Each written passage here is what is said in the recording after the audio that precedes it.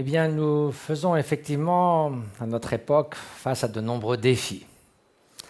Tout d'abord, notre propre esprit, à qui nous avons affaire du matin au soir et qui peut être notre meilleur ami comme notre pire ennemi. Il y a aussi les défis dans lesquels nous faisons face dans notre existence, celui de la précarité, la difficulté que nous avons parfois à maintenir nos moyens de survie. Il y a le court terme de l'économie, mais il y a aussi le moyen terme de la qualité de vie, de l'épanouissement dans notre existence, au cours d'une carrière, d'une famille, d'une génération, d'une vie. Et si un pays est le plus puissant et le plus riche, et tout le monde est misérable, à quoi bon, n'est-ce pas?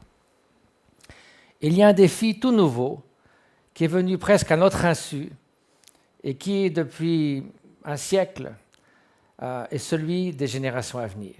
Pour la première fois dans l'histoire de l'humanité, le sort des générations à venir dépend étroitement de nos actes. Et ça, c'est tout nouveau.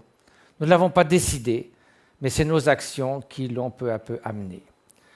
Nous sommes donc maintenant un peu comme cet homme au bord des chutes du Zambèze. Il est possible qu'il y ait des points de non-retour, comme si cet homme allait faire quelques pas en avant. Et nous ne savons pas exactement où sont ces points de non-retour. Dans le domaine de l'environnement, les scientifiques ont défini un certain nombre de paramètres, vous pouvez les voir sur cet écran, qui chacun ont une importance cruciale pour l'avenir de la biosphère et de notre planète et par conséquent des générations à venir. Cette zone que vous voyez, ce cercle, c'est un peu comme la limite des chutes du Zambèze. Au-delà de cette limite, on ne sait pas trop ce qui va se passer. On s'attend à des points de non-retour. Ce diagramme que vous voyez, c'est la situation en 1900. Il n'y a pas si longtemps que ça. En 1950, il s'est produit ce qu'on appelle la grande accélération. Nous sommes passés de l'Anthropocène, 12 000 années d'un climat très stable, qui a permis l'agriculture, l'expansion des civilisations, à ce qu'on appelle l'Anthropocène, l'âge, avant c'était donc l'Holocène, pardon, l'Anthropocène, l'âge dans lequel l'homme a un impact majeur, le plus grand impact qui soit, sur notre planète.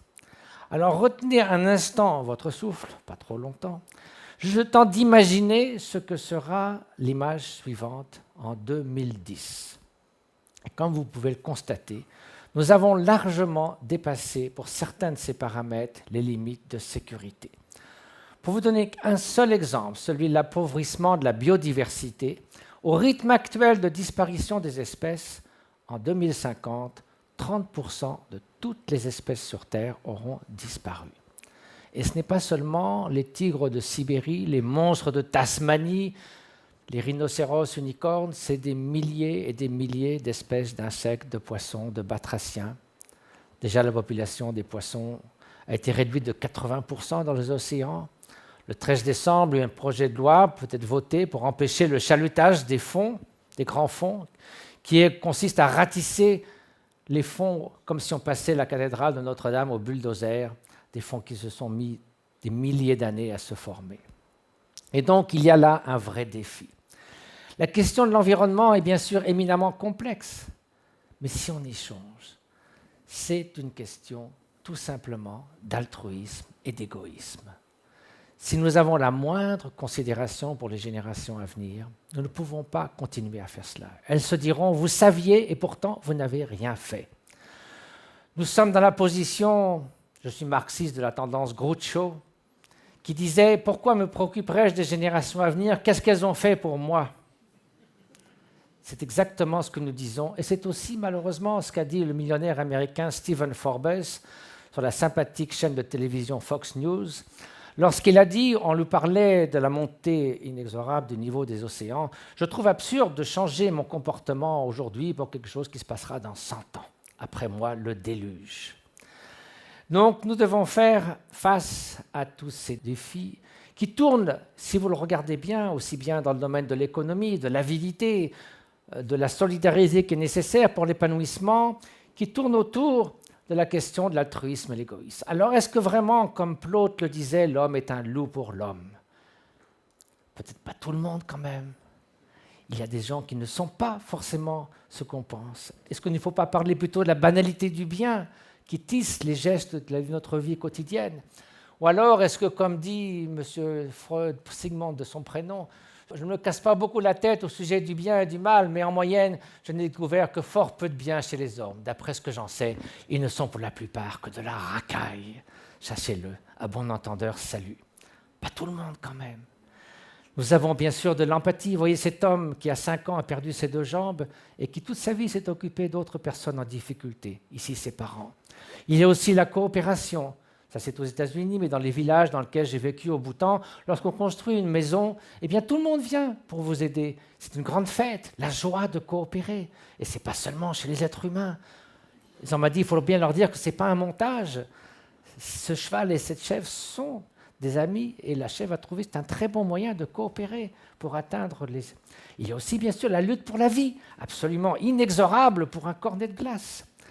Mais la lutte pour la vie, ce n'est pas Darwin, il a parlé beaucoup plus de la coopération qu'on pouvait étendre à d'autres êtres que nos proches et même aux autres espèces. La lutte pour la vie, c'est le Herbert Spencer, le bulldog de Darwin, qui utilisait ce terme. Il se trouve en fait que dans l'évolution, la coopération a été beaucoup plus créatrice pour arriver à des étapes de complexité croissante au sein de l'évolution. Et que nous autres êtres humains, comme le dit Martin Nowak à Harvard, nous sommes des super coopérateurs. Et c'est pour cela qu'il faut passer à un degré supérieur de coopération. L'altruisme n'est plus un luxe, mais une nécessité. D'ailleurs, le lien social est ce qui rend notre existence la plus heureuse, la plus épanouie. C'est un facteur déterminant de la qualité de vie. Et ce lien social, il n'est pas non plus limité seulement aux êtres humains. Voilà 2 centenaires japonaises dans un endroit où il y a le plus grand nombre de centenaires au monde. Et si on leur demande pourquoi, toutes les études ont montré c'est que ces personnes naissent, vivent et meurent ensemble. Elles sont tout le temps les unes auprès des autres, elles se soutiennent, elles se conseillent, elles partagent leur joie et leur souffrance. Alors, certains se sont dit, l'homme est un loup pour l'homme, si vous cherchez bien, grattez à la surface d'un altruiste, et c'est l'égoïste qui va signer, vous trouverez toujours des motivations cachées. Les gens vous diront, je suis allé au secours de cette personne, et après je me dis, je me sentais si bien, c'était formidable. Mais est-ce que vraiment, quand on a plongé dans l'eau glacée pour aller sauver un enfant, on s'est dit, je me sens très bien quand ça sera fini.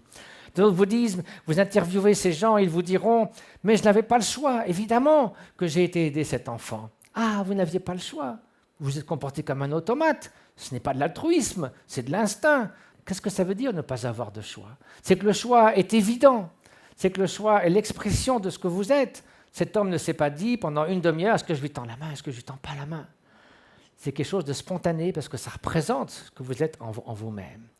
Il y a aussi des personnes comme le pasteur André Trogmé et sa femme Magda et tout le village de Chambon-sur-Lignon qui pendant des années ont sauvé plus de 3000 personnes juives, les ont fait passer en Suisse en dépit de toutes les pressions et des menaces de la commandanture allemande et du gouvernement de Vichy.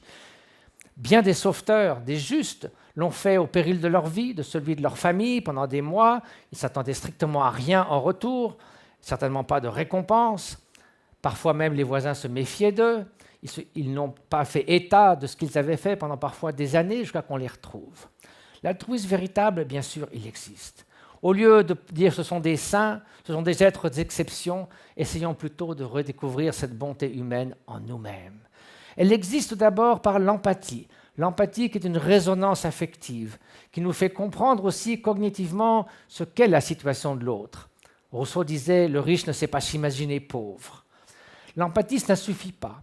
Si vous ne faites que raisonner, par exemple, avec la souffrance de l'autre, vous allez arriver à un épuisement émotionnel, le burn-out. 60% des personnels soignants aux États-Unis souffrent à un moment donné du burn-out.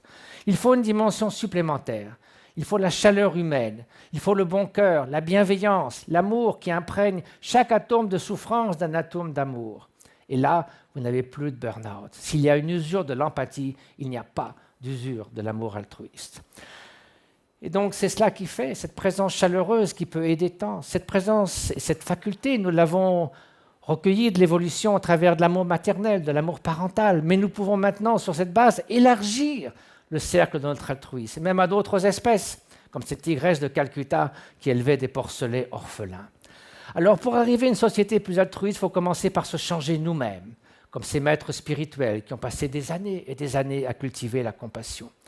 Ici, mon maître, Kangyo Dilgo Khyentse Rinpoche.